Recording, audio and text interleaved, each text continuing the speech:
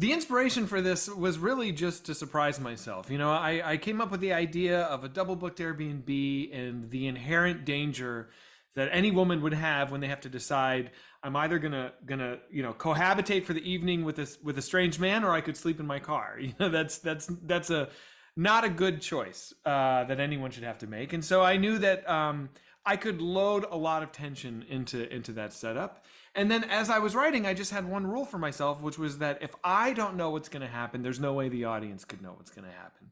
So I just tried to follow my nose and surprise myself.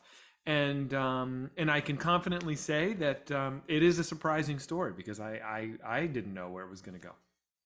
Well, I think that balancing humor and horror is not as difficult as it may seem. They're so similar things.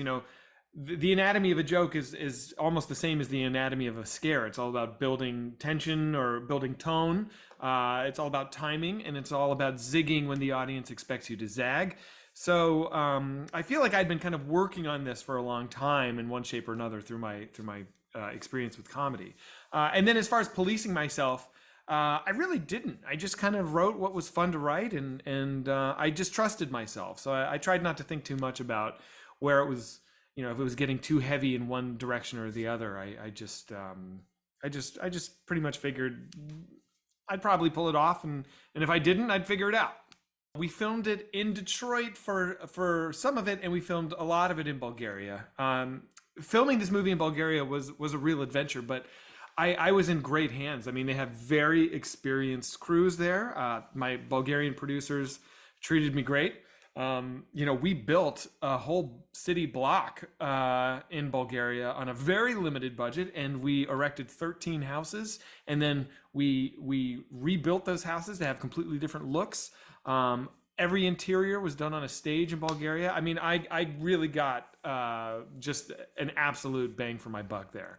And it was really fun. They were a great group of people. I would make another movie there for sure. It was awesome. Well, Georgina was the perfect actor for Tess because she's just an incredibly wonderful actor. She's so talented. She never has a false moment.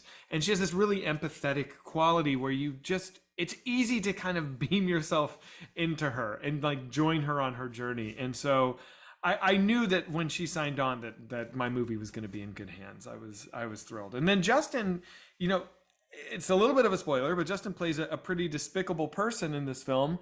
And he usually plays these like lovely, endearing people because he has such a lovely, endearing personality. And so to kind of use that vessel of this total charmer for this total scumbag, I thought was a really exciting thing to try. And he's so gifted that he really pulled it off.